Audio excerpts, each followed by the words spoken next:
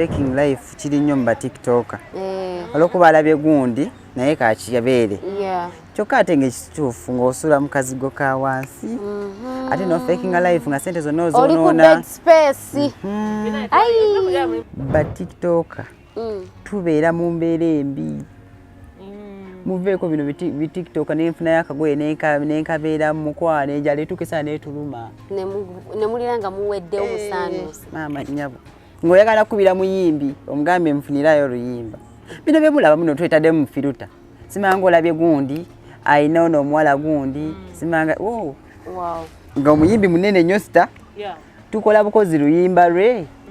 N'alusiima n'akuteekako akatima n'osanyukira. Naye nga tagenda takuwadde wadde n'ekikumi. Abayimbi ng'okola oluyimba lw'omuyimbi ono. Bulungi nnyo n'okola oluyimba nga wa muno mu Uganda. Olumu n'atakulayikinga nakulayikinga. Ate nga omutagiza. Bulungi nnyo. N'akulaba ati kati bali baba basita. Yabalaba nga TikTok ojja lukola. Kati nga bakwasa amenya abayimbi. Naye nga abamu ddala ate abayimbi abakazi. Tebatema. Tebagaba ssente. Tebasimya tebasimya. Abanene nabo baba tebalina. Banaye muleta amasowaani. Mukadde. Waji nyabo. Sibyotya nno nnyabo. Bulungi maama. Musiibye mutyeyi. Je tuli muna nze mbadde njagala okugamba nti mbadde yewakanga seewulira bulungi. Engambo jo ndagire omugongo gunnuma mukadde. Okirira eri wansi wali abasawo nze ndabani musawo. Mpozi ojja kugwagenda okukola ki okuntwalayo. Ate wali buzibu gendeyo wansi ojja balaba. Oba tugira tunyumya tunagendayo olweggulo okuba nze omusawo weeyo simumanyi. Osaze lubyamira nnuma nga njagala kwewummulamu kwebaka. Kwebaka? Era osaze njagala kwebaka wummula osaze nfudde.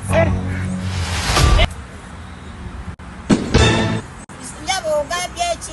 Lubyamira.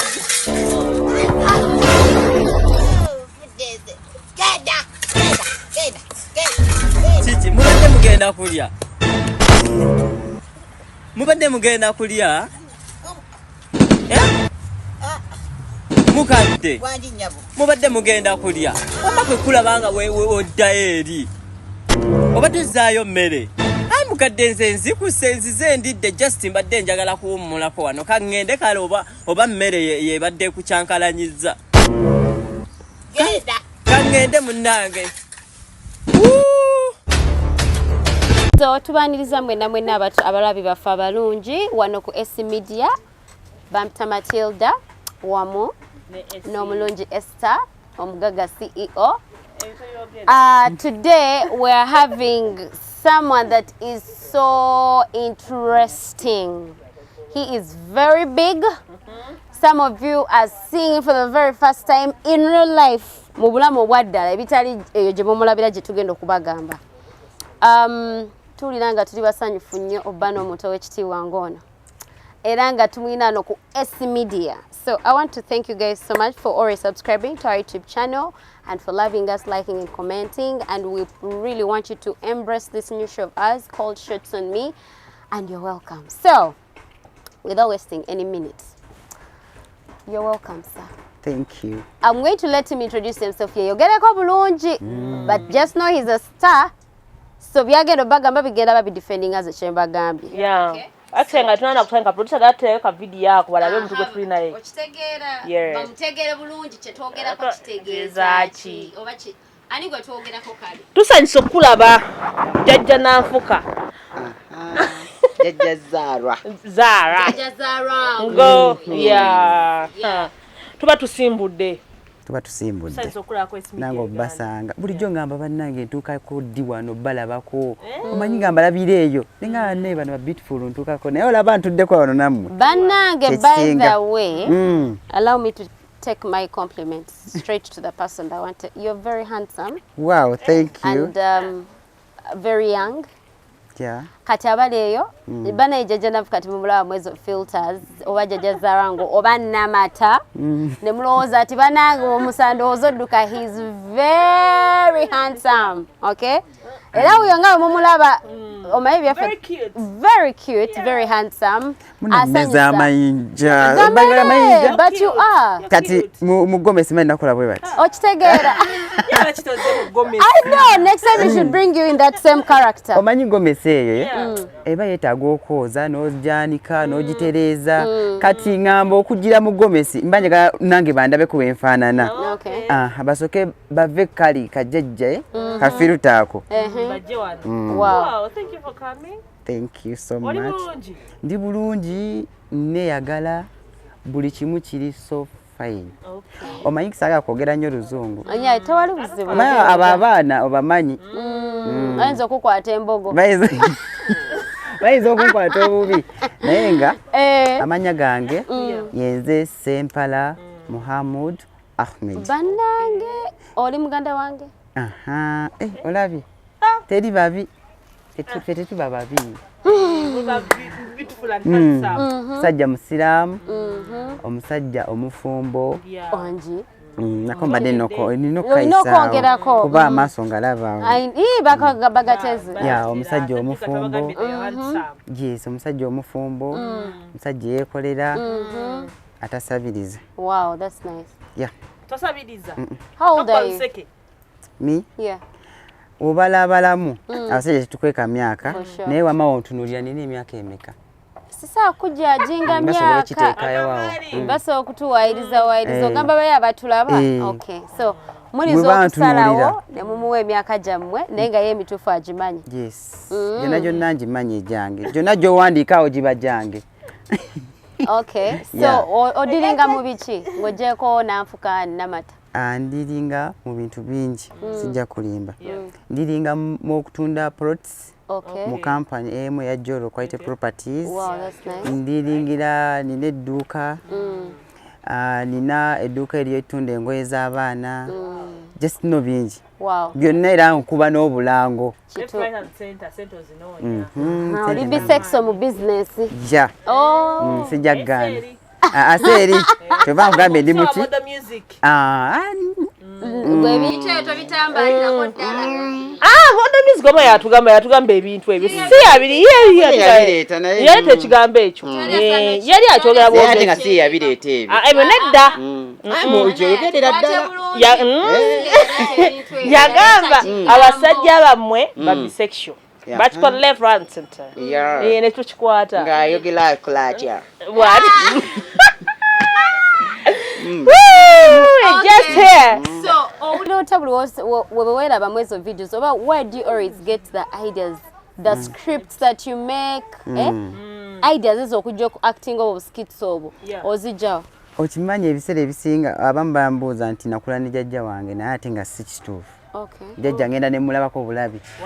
Naye olunaku lumu nagende wajati senga wange ne mugamba ebintu bya Namata bimpulya bintamye olinayo kagomesi konna. Nampa kagomesi kati ntuuka ewaka ntuulaawo nalina mukyala wange gwe mpita Zara. Kati nenfuna ku snap nenfunayo ka filter just nenkatuulamu bannange nali nakakatuulamu bwe bati. Nekatambula ate ku TikTok jukira wotandika n'ekintu genda nakyo mu maaso. Yeah. Netandika okuzannya. Nera nga buyenzanya so n'otuulaawo ne mmanya nti kino ekinewe ekiti nsobola okikolamu bwe bati. Abantu ne banyumirwa. Wow. Kati ka video ki akasookera ddala akajjajja katugenda ku jjajja ne tugenda kudda emabega. Tugende wajjajja Nanfuka. Akagwa n'ogaba bannaye kano. Akasingira ddala. Akanyumire nnyo. Akakunyumire nnyo. Mujjukira ka video. Akaali nga jjajja bamukoze jjajja yali atudde mu ntebe. Abagundi ne bajja. Was it Mazi something? Bali ab'okubala abantu. Oh yeah. Obu video olako okubala abantu waliwo ne ka video nga ebikokoma tebiri mubimanyi ebikokoma nga tebiri mu toyi. Yes. Obu video obubiri obwo. Bwatambula. Neke nyini ngamba nga nakijjayo bulungi. Wajja that picture. Kati nazwaliwo akalala akasinga okunyumira nga bakuwadde akapapula. Jjajja bamwa akapapula. Na jjajja somako. Omanyi jjajja you're beautiful. noga kantereka akantu kange naye by the way waliyo bajjajja babikolera ebintu oba bigendedde waliyo bajjajja ababikola kyova abantu babinyumirwa nnyo majjukira temuli kuvuma kati what happened nga tonagera kujjajja Nanfuka twalabanga namata wa Tom what will happen okukyusa character ati twali babiri Tom ne Namata yakatya wajjawo obutabanguko kugenda bemumanyi nti abantu ababiri nga bonna basajja wajjawo obutabanguko so nze nengamba wange ndowooza oli n'akita n'akivaako kati ate nze nendabanga agenda okuvaako kati ng'olina okwerwanako neerwanako filter ne bagijjawo ne bagitwala nentandika okukola nga byange nenkolamu ne sefuko mujjukira vidiyo zenakolanga ne sefuko nga ndaba ate nentukisa nengamba wange kati kankole bukozi ekijja kyekijja ebyali Namata byana byali bitandise ng'okubbowa omaye otuuka esawa n'okola ekintu nga kibbowa gwe nga kikubbowa n'abala kiba kibabbowa so nenkivaako nenga kambi ensonyiwe omaye ne comments ezo omuntu akomentinga ekintu ekinene n'ogamba kituufu biba bibaluma kituufu so mukyala wono wamufuna omaze okutandika Namata oyo oba wamufuna before? My baby. Your baby. Yes. The love of your life. Akona katono. Soko muweereza obubaka. Olina obugambo bwe mutera okwogera obwo naye mpulira bambukola entya. Mwe mbikula wano atudde wano ku mutima. Otyo. Okimanyi mukyala wange mulungi. Yakyasinze kale genda kuba TikTok abakyala otekeyo mukyala wange. Wow. Very beautiful. We should get men that love us the way you love your woman. I love my woman. Oh my God. Wetomanyi. Mweberere mwabagala okuvuga eggaali. Ngo weetega mazima katuna weetega. Olina okuba ng'osinga ate tolina omusingira. Oba kitegedde. So mufuna before or after? Nga ndikubya jjajja nga ndikubya Namata namufuna nali nabikola dde binamata namugwako kati soko otunnyonnyole omukwano olwo anti kati tuli ku paati ey'okweyo munnange omanyi bw'oba olaba wano nze Namata and what was the reaction? Kandi onkubuulire okumufuna nasooka mugambira omanyi engeri wendi omuntu ate mukyala wange muwanvu nnyo Sasa mugamba kwegamba oluyimba lw'obuzajja obutono bulimu ekyamu nemugamba omanyi siri nnyo serebu nga osuubira siri nnyo serebu nze neetwalira nga ndi wa wansi TikTok toba serebu nze mulamu wange weŋŋamba nemugamba twali tetuna nakwerabako omanyi bino byamasimu biki twafuka kuba ba friends biki tetumiitingangako yali akomentinga naye nga si nnyo nengendayo nengamba kangende ngandaba nga nfaananamu nensukale ndinga sister wange biki njagala kumiitinga njagala kumiitinga kati ngeri wendi omumpi nengamba genda okukubezalawo mukazi muwanvu mulungi mumiitinge muwala muto nemugamba tujja meetinga naye nangamba nali nkulabyeko nengamba okay tujja meetinga netumeetinga naye nze namulaga nti ebya Namata birala ate jjukira omuntu aba amanyi oba Namata kakazi kakavubuko bakabi nnyo kasula wantu abi nnyo kale omanyi omuntu ng'ozanya ebyo ebintu bigoyegoye byoyambala omuntu ayinza ogamba saakubeera na boyfriend ali bwatyo so weyandaba nga ati ndi mulala yalaba muntu mulala banange nagenda omusinkana ngaali nnomo gwe omanyi omukyalo omweru sibalina kumanya sinyoomye baddugavu sijja bavumya sinyoomye baddugavu naye omukyala nga mweru nakyokala oba nga muddugavu ku nakyokala nga si kizigo kati nga mmwe nakyokala bwe tomanyi mukyala aba mulungi nnyo kati omuddugavu akola atya omanyi abakyala banansonyiwa naye omukyala nga yeeyerusanga ogenda omukiisinga osigaza ekizigo kizigo ng'ate ng'awunya ebintu those are not our words naye nga namwe mukimanya eti n'abantu babalaba era bategeera enkola zammwe naye nga tweyaza nnyo. So Jaaja Nanfuka, you have family members, right? Yeah. How do your family members take that whole character of Jaaja Nanfuka and Namata? Yeah. Jajja wange gwensooka kugamba abasigadde bali nnomo bibasesa ne jajja nga onzannyamu waliwo natuuka waliwo nabeerako katini then nevayo ne ntuuka nga nzijja buzi naye kagundi ako namubeerako kale mulimu obumu bwe namuyigako okitegedde tafulu kiki yabajjajje lwaki onzannyamu nalabye ebintu byo ng'oli mukunzannyamu era wow, that is really you. Kiragira ddala Jaaja Nanfuka. Wow. Yeah. Okay. Aina kyayogeddeko wali ekya TikTok kubanga okubeera ku TikTok toba serebu. Lwaki okyogedde bw'otyo ate nga aba TikTokers abasigadde bamanyi baba baddala baba baserebu nze ndi serebu kyona kyongamba. Natuula nateekako mu masiki. Nateekako galubindi. Omanyi mu ba TikTok mulimu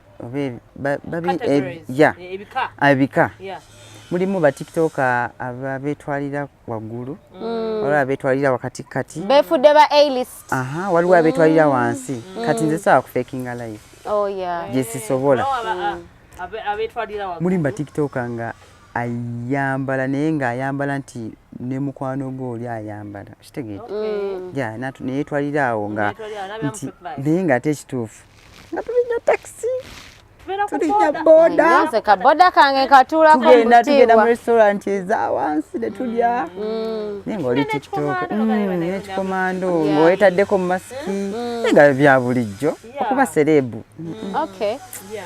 So wali okozeeko nga like MDD oba where did you build that passion for acting from? Naate ne kusomero kyova benasoma nabo beewuunya nali musirisa ekisooka nga ntya abakazi nga ntya abawala ng'essomero lyaffe abalenzi eno n'abaala eno ery'abasiraamu so ne kusomero saabikola nnyo sijja kulimba. So obadde nga okola guno mulimu for some time, right? Yeah. What's the time? Banga kyere lisewo ng'okola? Sijja nakulimba makibi bambuuza nnyo ebibuuzo ebitwe simanyi just nze nkola bukozi simanyi like kyembuuza like banga kibwobala ng'ogamba ba 5 years or 10 years or 10 years mingi mu covid kati omuntu atandike mu covid covid oli kuba natandika TikTok mu covid ng'enkeera ye covid batuggale we natandika video nagikola leero enkya ne batuggale. What was your reaction after the okulanga video eyasooka okutrending enyo? Video eyasooka video eyasooka yali omanyi nekwata video we bati akayimba nekagenda kati ku TikTok ku Facebook nali ntekayo nga banne siwezangako ku 100 siwezangako kitegedde banne we natekayo video views neweza 100 likes nezibeera ba mu 52 we batyo nagamba bannange nno kituufu neva ku bya Facebook nenziraawo nenkola ebintu bya full figure ngakola ekimu ekyo ekifilta nze yakisooka mu ddala batandika okubalooza full figure nsijja face yange full figure nenkuba awo muloko dawuni oyo nga weddeko yasooka kati owokubiri awo akawunti yange nebagikola ki infact tebagitwala banzibako essimu omulimu naguluzinga nebanzibako essimu nembere waka emyezi 3 nga sikola kati awo byonna nebibula kati nezamu nenkola mu supermarket yemu enene. So you lost you lost your account, you lost your phone. But you can email address. Yabula ekyali nayo nali ntusiza 10k ate nga ebiseera eyo 10k yali nzibu nnyo because atubaite banagwera nnyo ku TikTok nga tebabimanyira nnyo so kati awo neziramu nenkola kati awo ngenda okulaba awo byannamata bitandise netandika ebyannamata awo kati awo. So how do you meet Tom? Ebya Tom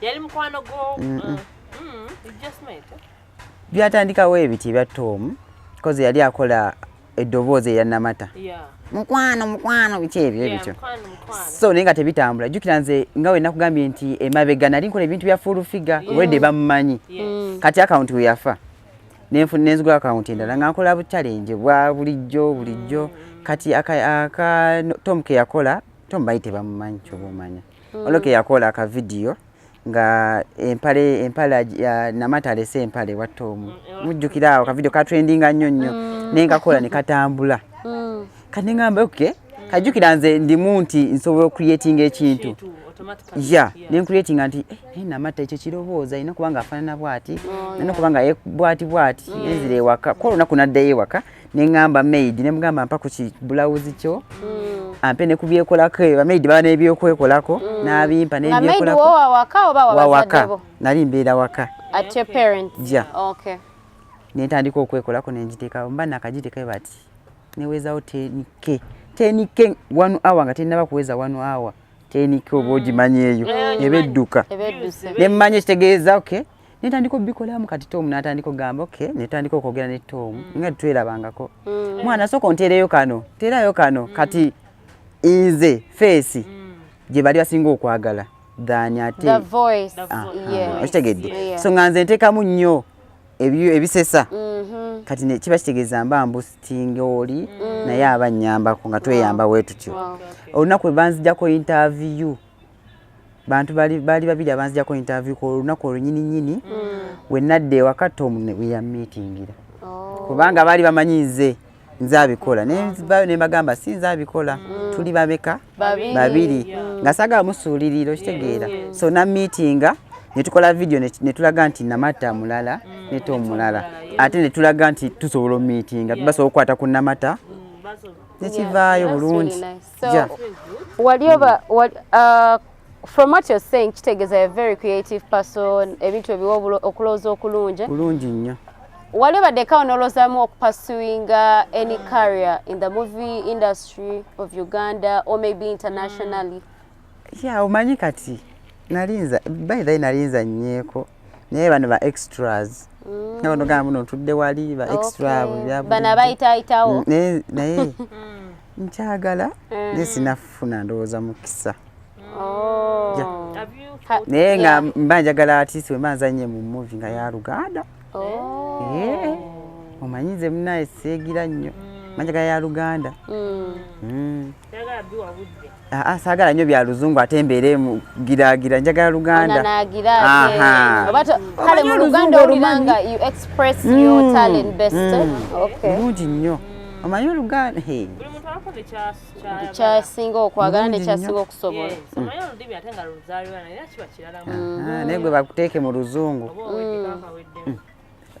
bayinza okugamba ekintu nga tokitegeera ate notandika onnana ate kyewuunyisa movie gye nasooka okuzannyamu yali ya luzungu kati ne baŋŋamba wowulira nga boogera kino ekigambo yitawo kati we nawulira ekyo ekigambo nga mpitawo ne mmanya nga nkwata aka kagambo nga mpitawo ate nga yali oluzungu tolwagala bwagazi oba tewalusoma busomi baabo mbuziza ekibuuzo ekyo no kyengamba like what the people need to know because abantu bayinza okulowooza like they can make assumptions that are not right so it's always better to come from the horse's mouth. Olaba n'oba ompadde buwi kalango kakaluzungu kugamba nedda tolwagala olwokulwogera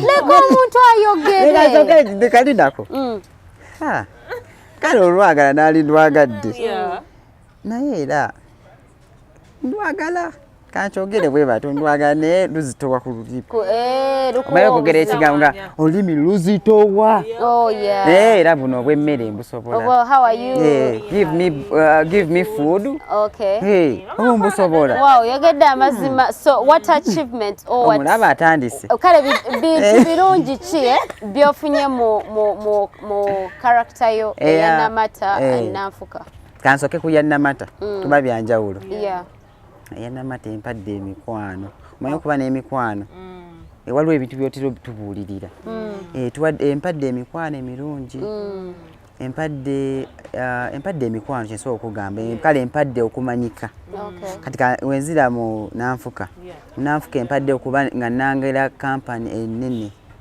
ekitegedde neba nga n'abanene oba abanene ddala bamanyi kyensobola okugamba abanene ennyo nga bamanyi empadde bingi nnyo sijja kulimba TikTok omanyi ebintu ebisinga ffe tubiteeka ku social media nti nina kino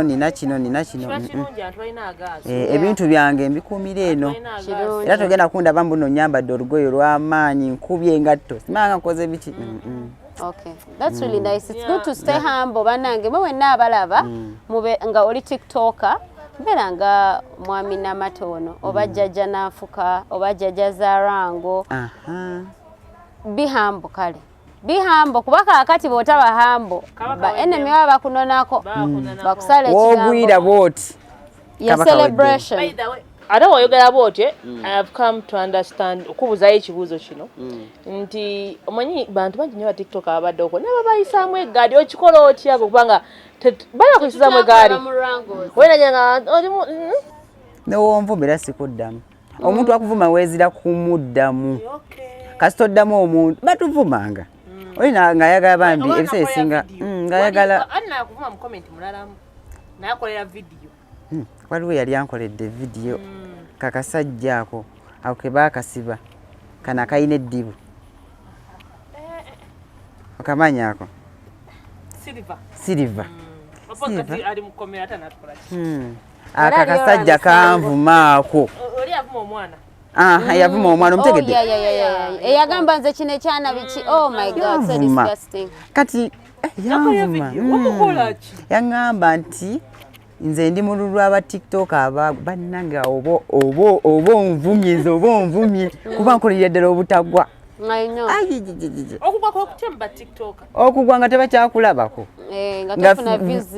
nga noba ozifuna naye nga tojja ku For You page bangi buli a TikTok omu yali agudde amanya tachajja nekakati bannange let me tell you ulira bwokera ku machano ja mu limelight ebimu ku bintu ebirina okusuubirwa kwogerako in your success and in your failure kubanga obeera public figure okitegeera era bwetukule nti wakoze tugenda gamba ono takyalina mawulire okitegeera pressure 247 Tachariko omulaba ku phone page emirundi emeka. Tetuna byogera bino nze bannange. Amazima gali nzisa. Naye nga tachariko. Ampayo omulala. Omulala aninza kubeera ani awo.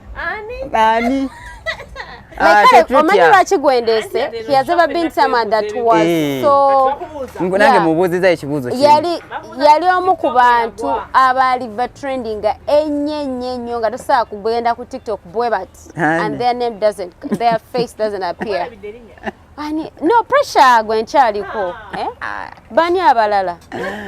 Ati kati olwokuba tutakyadda ku TikTok tebajja mugi tajja newabanga akomyewo okitegeera newabanga akomyewo omanyi kaakati let me tell you omanyi most of the social influencers between now and over Esther but so many other people they get so emotional with people that get to be rude to them ne babavuma ambate tutya buli omu avumwa nga toze mu inbox yange directly kumvuma onvumide ku social media golaba sometimes people make comments and maybe they think you're going to feel hurt. Let me tell you ebimu tetubira na biraba some comments I don't even know about them by the way so if I come and say someone is not trending what's wrong with that?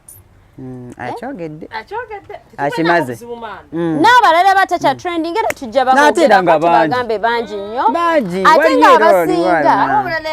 abasinga but let me tell you something everyone that is watching akatindi ku side yo sigenda kutya everyone that is watching olaba ngoyogera okubeera influencer oyagala kola erinnya lyo libeere nga ddungi osigale ng'oliwo be like Namata right do things that are making people laugh okay things that ebisanyusa abantu tebiggwayo naye bw'onoogamba ojja ovuma abantu ogenda bavuma ekikulu ebivumo biggweyo ate n'ekyokulala abantu bakumanyire nga bagamba bane kakati ono naye kuluna ati kigenda baso you get what I mean nga you don't make any impact aina chaisa oba kitegeera so ono mwami yagambye hard work afubola banga page getting any less from the viewerships and maybe the followers naye facts zazirina ate nebimusobozesa kikola abirina. He's talented, he has all the scripts in his head. Naye kati gogenda kujovume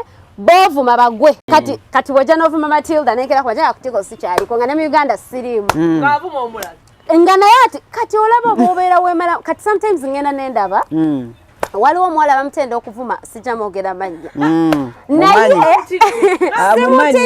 simutidde I don't want to put myself in that mess banange muwala gwe nkumanyi olaba Esther omuwala oyo avuma zolaba ekintu kyokola it is so nice bantu balina okwegomba balina okukopa era mwenna mba mwina be mwegomba bali popular omwami wuuno ono naye temujja wano nga mujja ku byabwerere mwina okujja neza consultation kitegeera 1.1 million followers tavumanga muntu kigambo n'ekyo nze Esther nina abaana bendaba n'ogenda ku ssimu nolaba omuntu amanyi gakozesa nga rappinga nze gwolaba nze nagamba oh my god don't you get ahead naye aba n'omuzadde kale okitegeera anti kati no waliwo ekintu kino nti buli omu alina bwe yakulira okitegedde kati nze wemba nakulya maka amasiraamu sisobola wabulwa ebigambo bye batugamba nga tolina bivuma nga ate munnange nga n'abantu abo abasiraamu bavumira ddala ja bavuma anti kati ekyo nti amaka yesi musiraamu tetugamba naye ngera bangi bo babikola nga balina amadiini nga bali very serious kubanga zenna nedda omanyi baagera ne baleeta eddiini buli ddiini ne badiwa amannya erinnya ly'owulira n'omanya nti ono mukatuliki anti kati labe eno ono mugundi ayinza ogamba muno yeze gundi naye ate nga linnya naye nga omwoyo si musiraamu okugeya okwannamaddala lwaki Matilda agamba nti kampandiike wano lwaki agamba nti abantu abamu bavuma kati kankulaga ensonga lwaki bavuma waliwo asookera ddala kati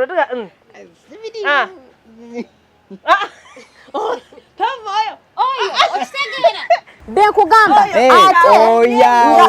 omanye ekisinga ekibaliko ekibi babeera ne okuvuma kuli okutaliiko remorse okutaliiko kwejjusa no aba alippira buli omu kati ne kati nze onvumeko ki bavuma kuliko nti akuvumeko kati ogenzi noga ku silver yakuvuma naye kati byaggwa anti kati ali mukomera ate nga nze naye simulinaako buzibu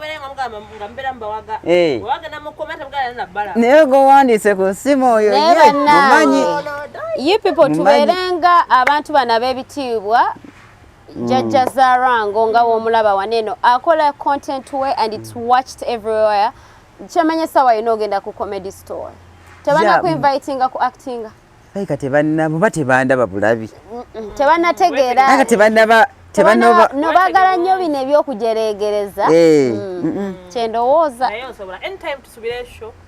yeah by the way yes anytime from now akazungu keeko anytime from now yakazungu lya anytime from now yes nene kyekyo kyeki mu Luganda esaawa nice yes tujja kukolayo show eya Jaaja Nanfuka Jaaja Nanfuka ne Namata insha Allah era eyo show nsuubira wallahi njagikola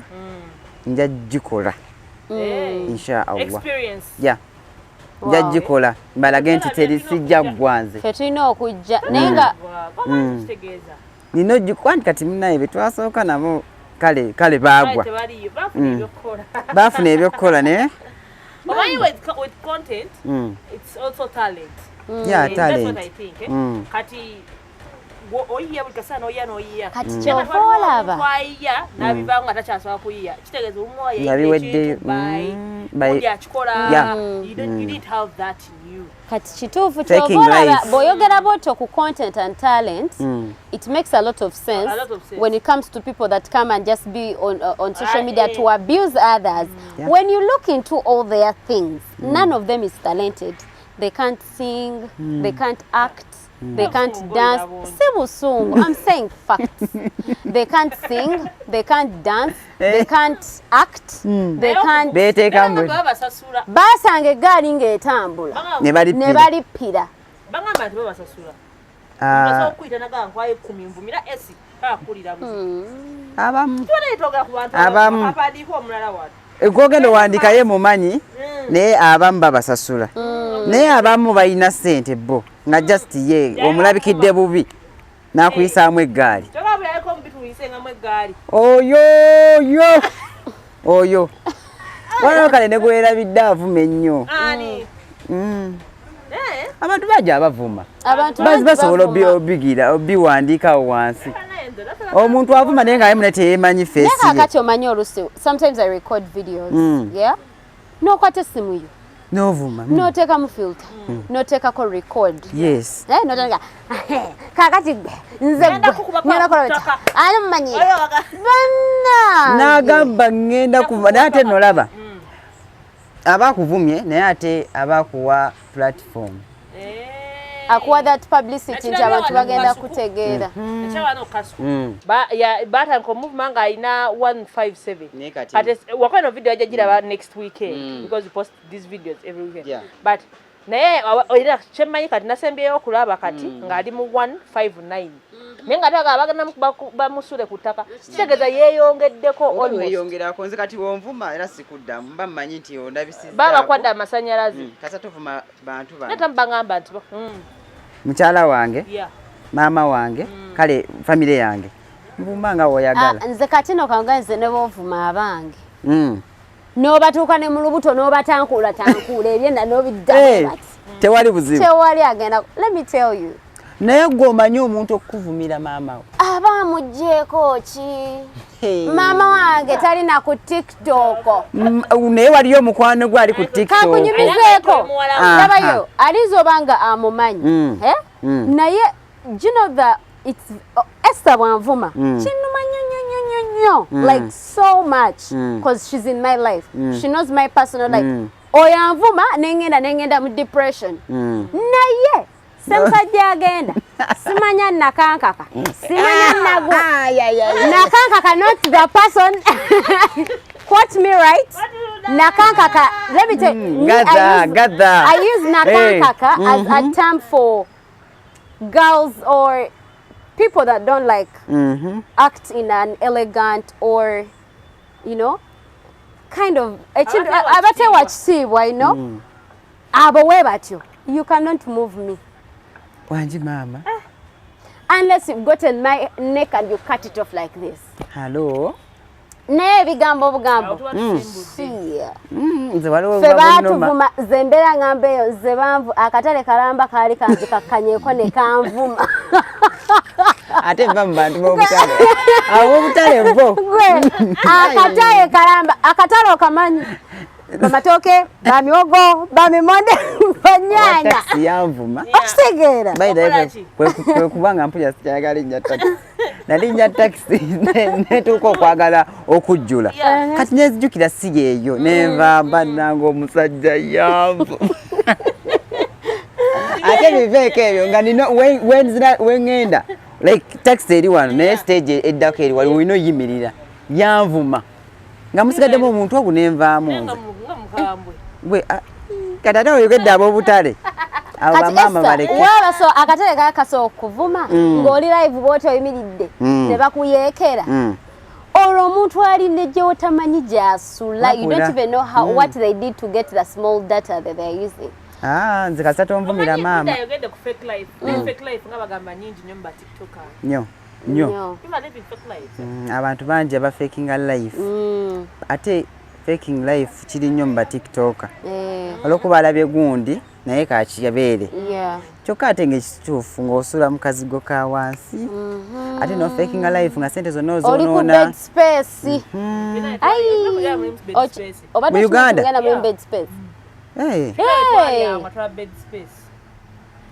Uganda. Buddeeka ng'opangisa w'osula ku kalevo kwebaka 3 deca 3-layered decker. nga musulamu nga ba TikTok oba mukyogere just kugamba kuba kakati abamutuma tetumanyi gye babeera so you can't know gye kati leka yavudde. nkubuulireko kino ba TikTok tubeera mu mbeera embi muveeko bino bi TikTok n'enfuna y'akagoye n'enkabeera mu mukwana enjala etukisa n'etuluma ne mulira nga muwedde obusaanuusi. maama nyabo ng'oyagala kubira muyimbi omugambe nfunirayo oluyimba bino byebulaba muno twetadde mu firuta simanga olabye gundi ayina ono omuwala gundi simanga Wow. kati ndeka nkubuulire mu ba TikTok mulimu tuba mu mbeera embi singa kwejjamu naye waliwo tutuuka nga naffe tetuyina kubanga eno muno mu Uganda sigambo nno biringa ebyeri mu bazungu ogenda kukola live simanga bakuwe ssente biki mu ba TikTok mulimu ba TikTok nga tuli mu mbeera nnembi Embi eddala. naye nga ntambulira mu bulamu obuli smart obuli expensive yes mbonsanzeko mu bbaala olowooze ninamu nga teri nga sirira enkolagana yammwe ba TikTok n'abayimbi eri etya anti kati waliwo abayimbi ddala yes ne ba upcoming tugamba kuba stars Kuba you star. always okola challenges right yeah. challenge wagikoledde oli Nigeria kati babayimbi wano oba malhaba nakomye gyange erina likes 9 kitundu simeka terimeka but viewers eri mu 1M yeah so nakati do they pay you for such abo nedda abakola international abo no okay what of bana abanene yeah bawaka abamuneze nga omuyimbi munene nnyo sita yeah tukola bukozi luyimba lwe n'alusiima n'akuteekako akatima n'osanyukira naye nga tagenda takuwadde wadde n'ekikumi abayimbi n'okola oluyimba lw'omuyimbi ono bulungi nnyo n'okola oluyimba nga wa muno mu Uganda olumu n'atakulayikinga nakulayikinga ate nga omutagiza bulungi nnyo n'akulaba ati kati bali baba basita yabalaba nga TikTok ojja lukola kati nga bakwasa amenya abayimbi naye nga abamu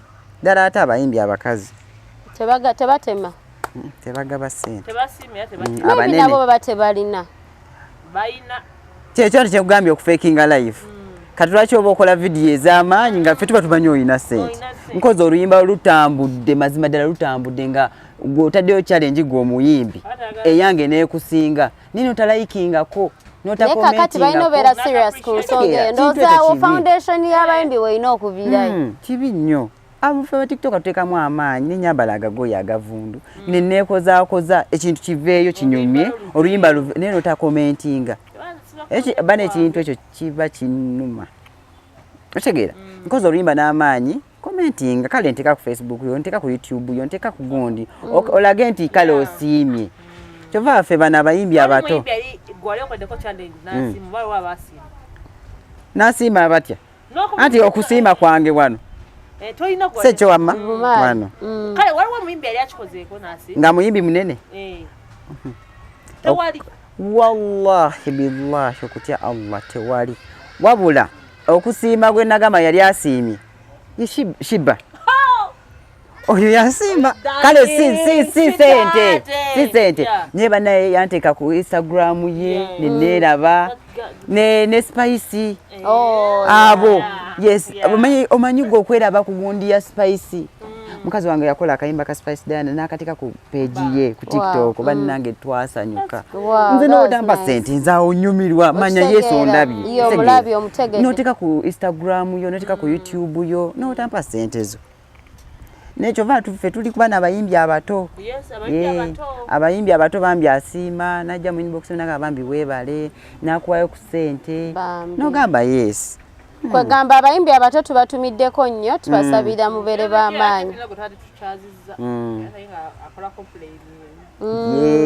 abayimbi abanene tebatuwa ssente ate nga ba TikTok tetuli mu mbeera nnungi tetuli mu mbeera nnungi abamu ku bo kale